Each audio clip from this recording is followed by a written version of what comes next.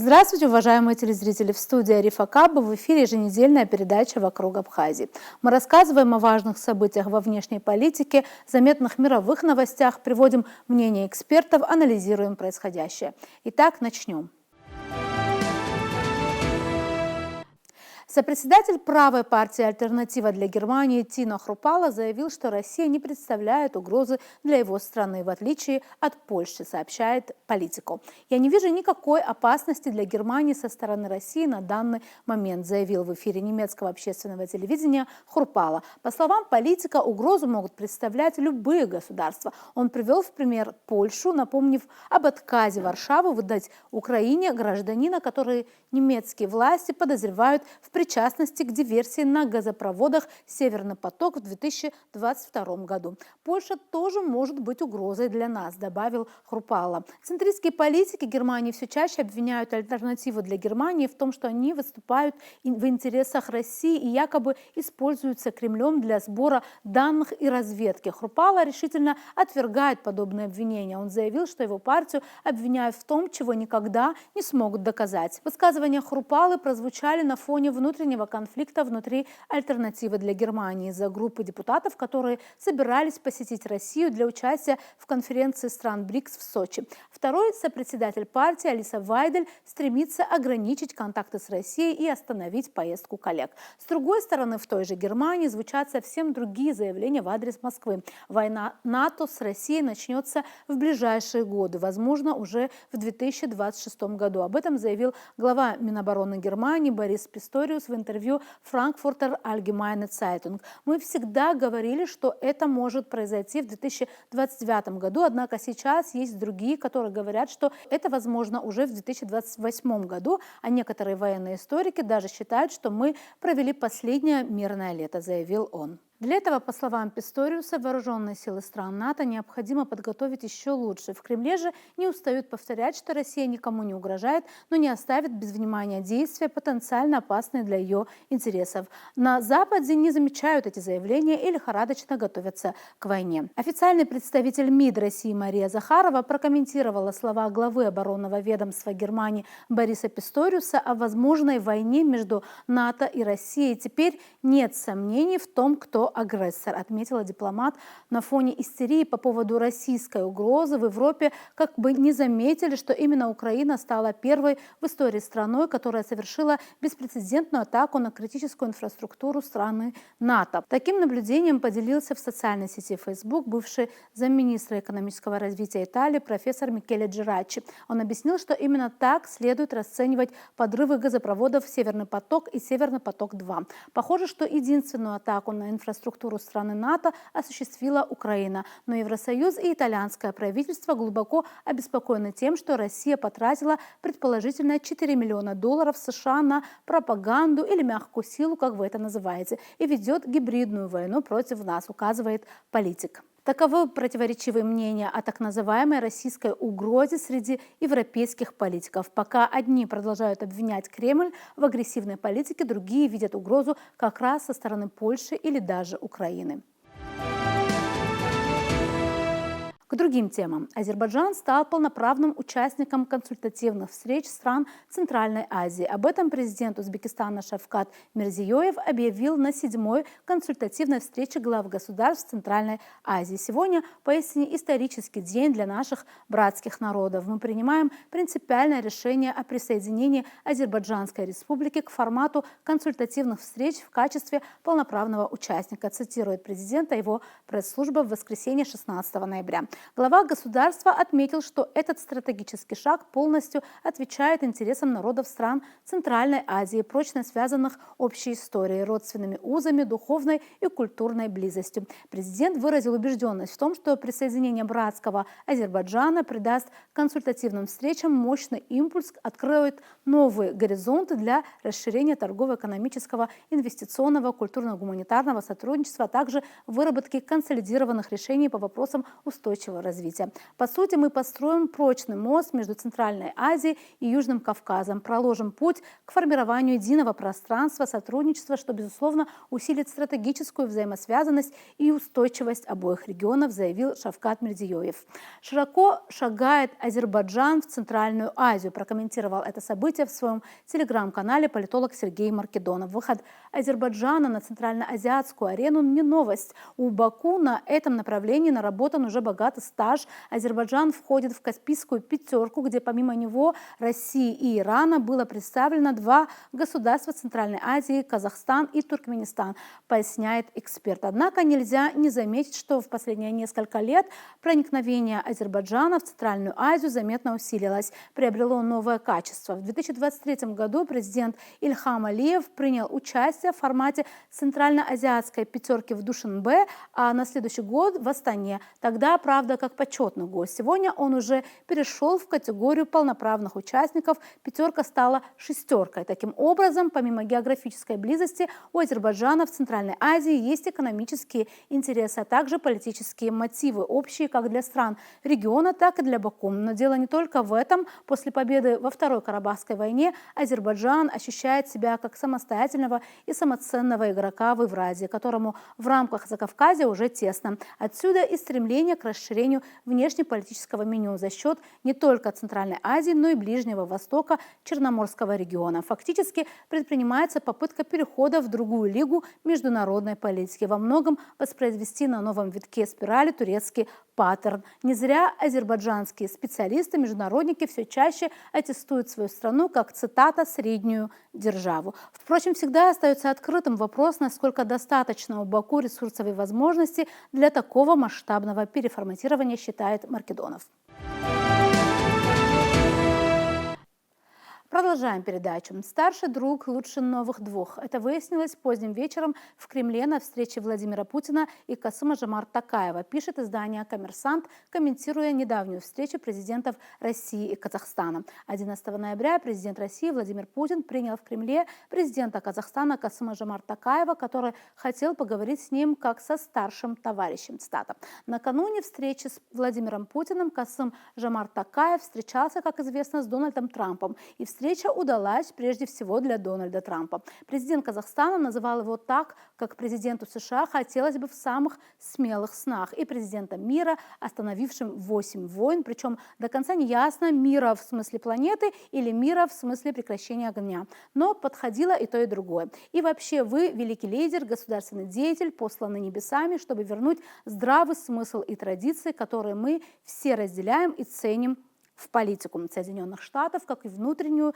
так и внешнюю, молвил президент Казахстана. Поэтому миллионы людей во многих странах так вам благодарны.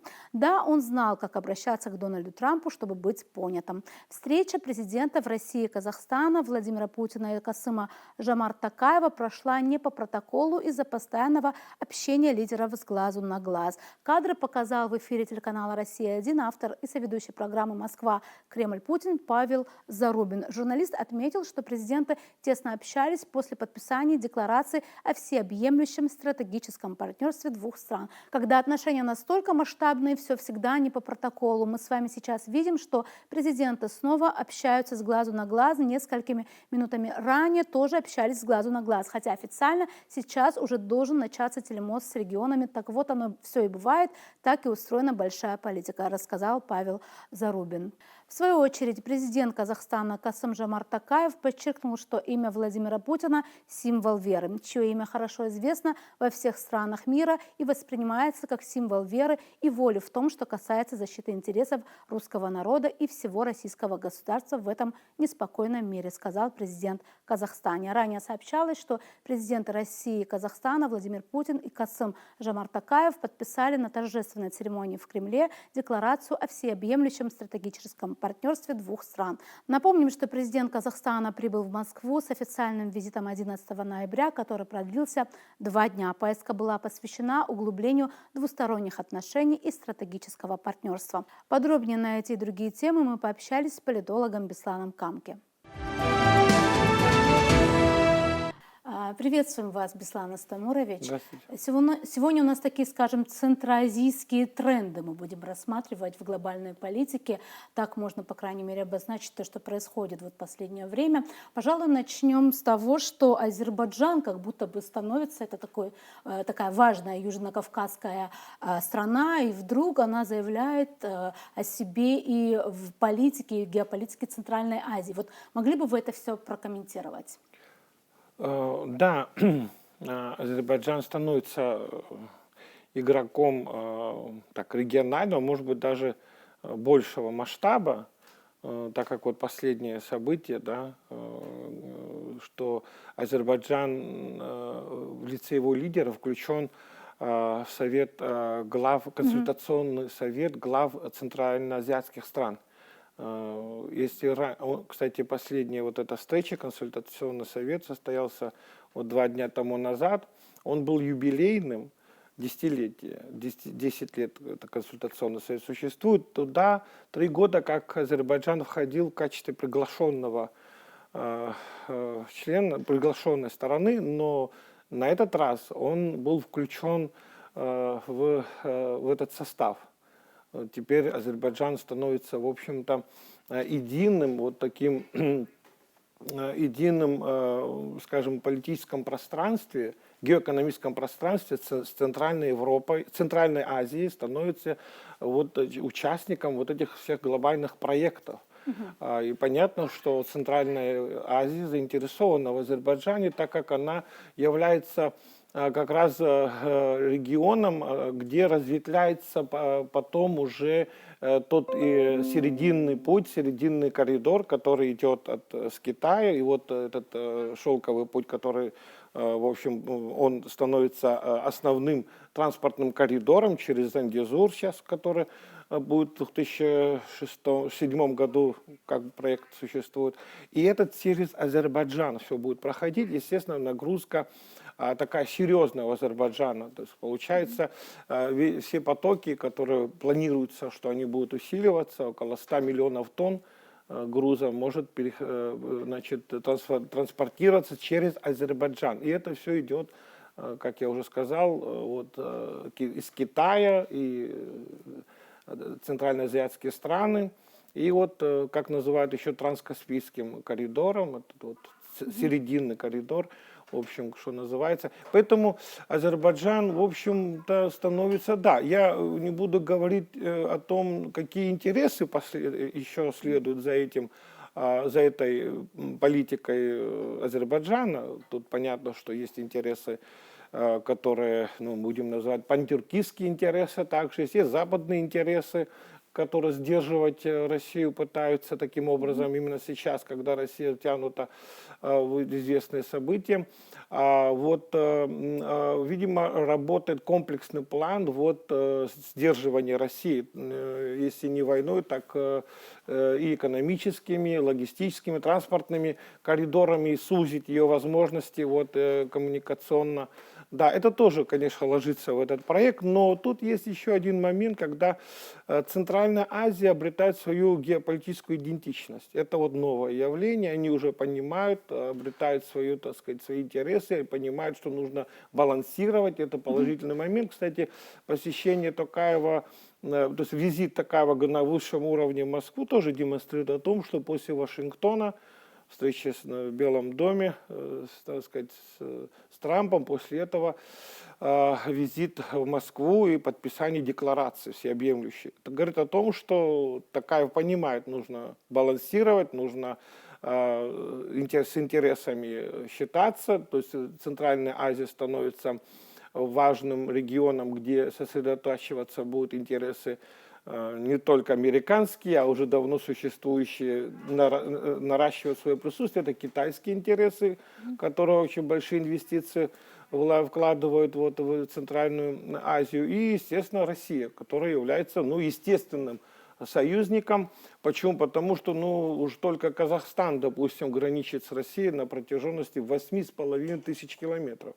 Ну, это естественные, так сказать, соседи, которые, в общем-то, было и подмечено на встрече, что для Казахстана Богом дан такой сосед, как Россия. Об этом он сказал, так сказать, приведя пословицу, да. Да, он делал и громкие заявления в Вашингтоне тоже, не напрасно, видимо, лавируя все-таки, мне кажется, да, то есть это вот... Об этом, Да, кстати, писал и политолог Сергей Маркедонов, что вот в случае таких вот стран, как Казахстан, ничего не остается, кроме как успешно лавировать, да?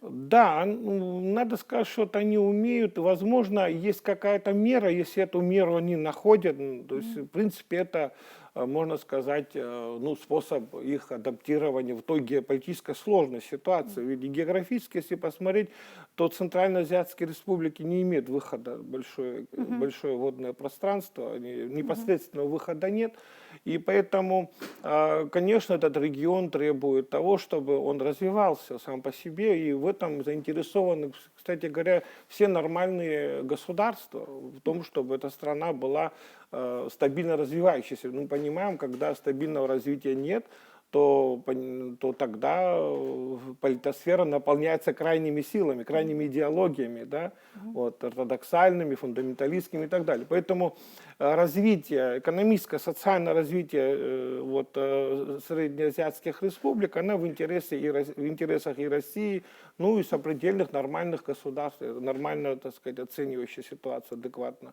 Да. А вот у меня еще такой вопрос. Мы очень много в последнее время говорим об Азербайджане, да, то есть он очень ярко о себе заявляет. Там очень часто, кстати, в самом Азербайджане в отношении этого государства начали применять такой термин, как средняя держава, да, то есть что-то такое. А при этом мы там еще несколько лет назад мы видели, как Грузия была в такой вот какой-то, как будто бы сейчас нет ли такого ощущения, или это кажущаяся такая иллюзия, что они как будто бы не удел, их уже нет, и они уже теряют свои позиции, их не приглашают ни туда, и наоборот, ситуация как будто бы осложняется для них все больше и больше. И с Евросоюзом усложняются отношения, и с Соединенными Штатами тоже, как мы видим.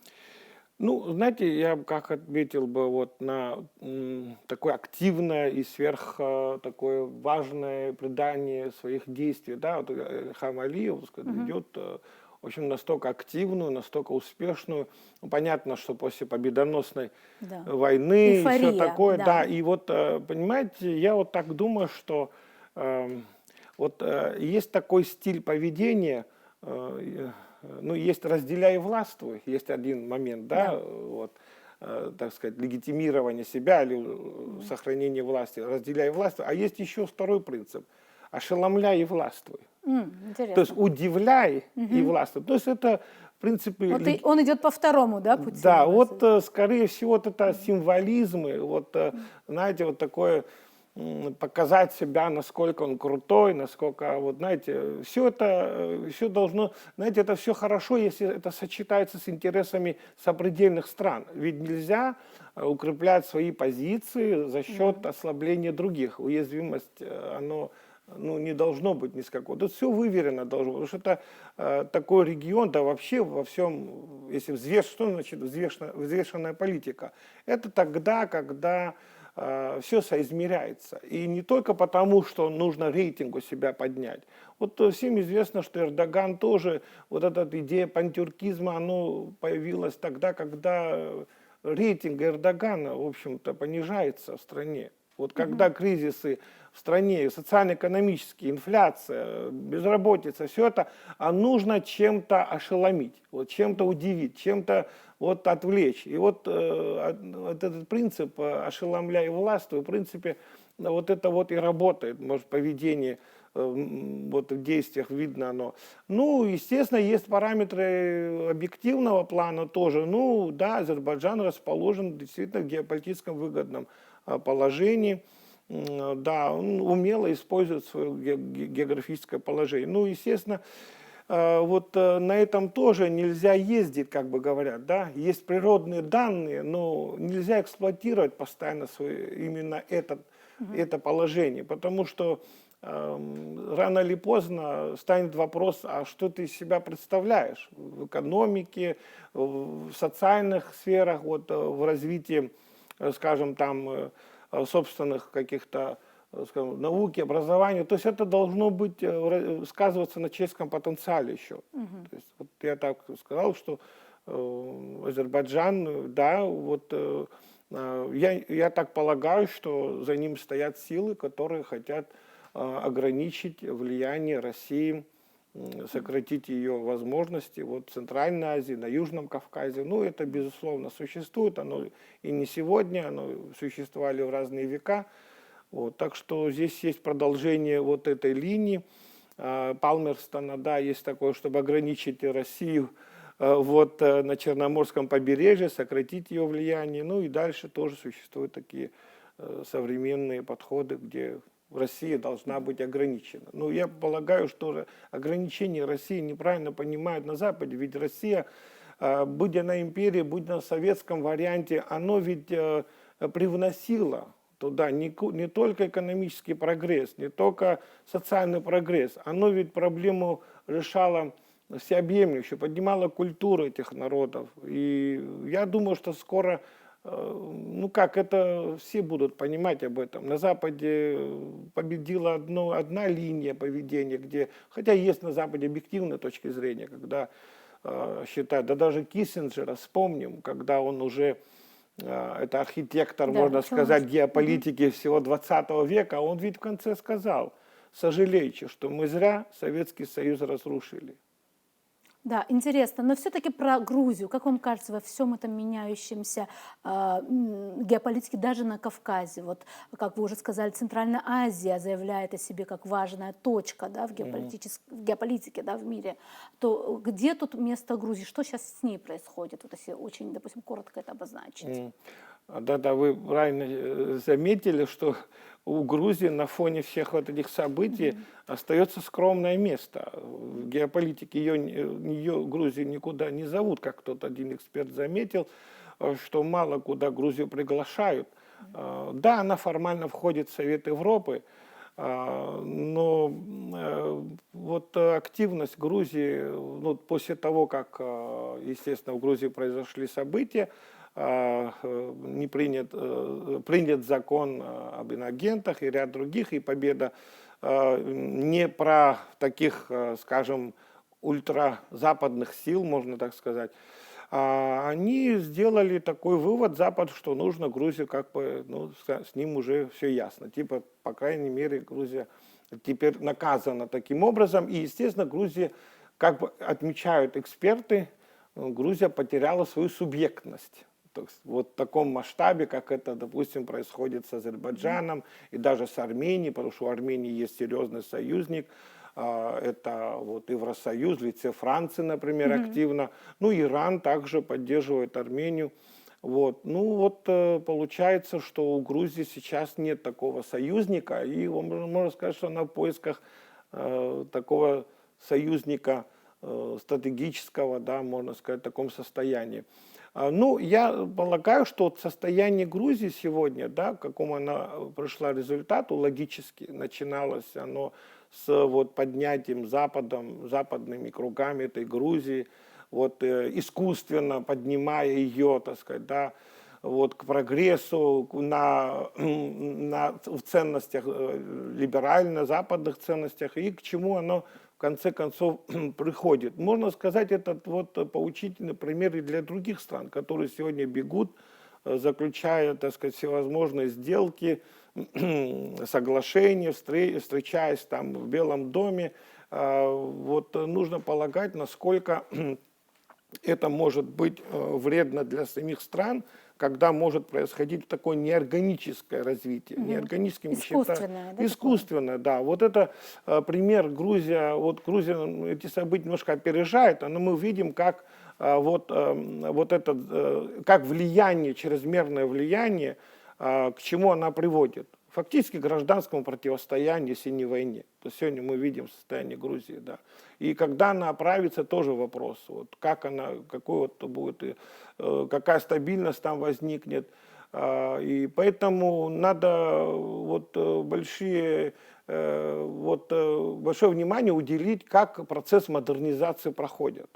Вот молодые страны в постсоветском пространстве, вот соблазняясь на те или иные, понятно, что их допускают, потому что они нужны для определенных целей, естественно, и эти элиты тоже на местах хотят показать, вот мы в Белом доме, вот мы у Трампа, мы здесь находимся, да.